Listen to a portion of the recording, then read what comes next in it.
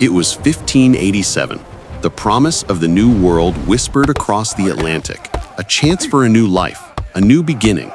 A small colony of 115 English men, women, and children landed on Roanoke Island, a small foothold in the vast, wild territory now known as North Carolina. They built their settlement with rough, hurried hands, but supplies were low. Their leader, Governor John White, knew he had to return to England for provisions. His departure was a moment of somber farewell. He left his own family, including his newborn granddaughter, Virginia Dare, the first English child born in the Americas, with the promise of a swift return. He gave them one solemn instruction. If they were forced to leave the settlement, they must carve a Maltese cross into a nearby tree, the signal for distress. John White sailed into the turbulent political storms of Europe. His planned return was delayed not by weeks, but by 3 agonizing years, hostage to the ongoing war between England and Spain. 3 years of silence. 3 years of waiting in the shadow of the New World's vast wilderness.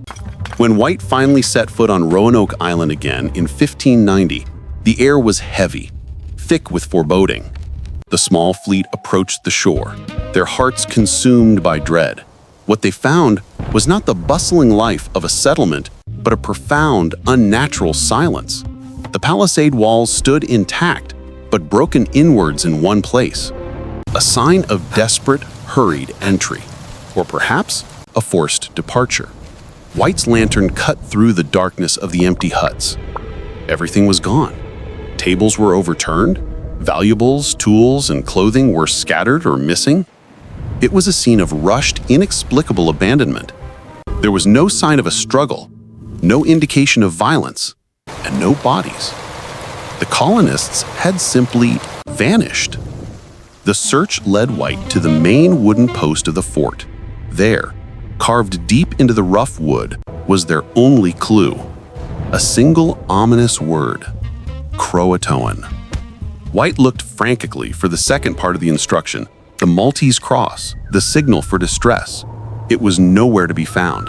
They had left in a hurry, but they were not in danger, at least not at the moment they left.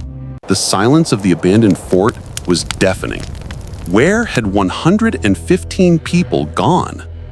The mystery immediately gave birth to terrifying theories. The search parties, led by men like White, plunged into the dense, dark wilderness.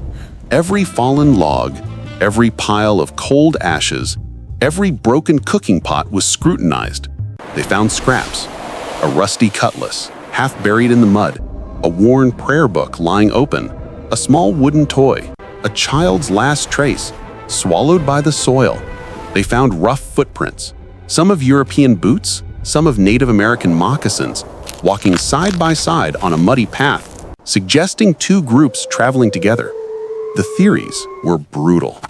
Did they fall victim to a bloody, unseen conflict with hostile tribes, their fate sealed in the deep shadows of the woods? Or did they, exhausted by drought and famine, surrender to the inevitable, assimilating with a friendly tribe, abandoning their English identity to survive? The shadow of a Native American figure, glimpsed through the dense pines watching the search parties, only deepened the dread. The forest itself became a silent, omnipresent witness. White himself eventually gave up, broken by the loss of his family and his colony.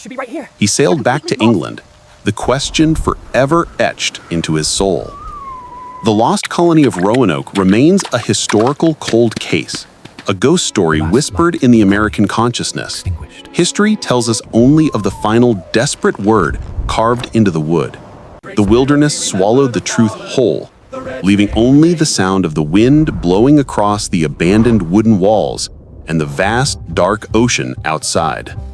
The real tragedy is that 115 people disappeared without a trace, leaving behind only that single terrifying message: CROATOAN. And with it, a mystery that, even today, remains profoundly and completely unsolved.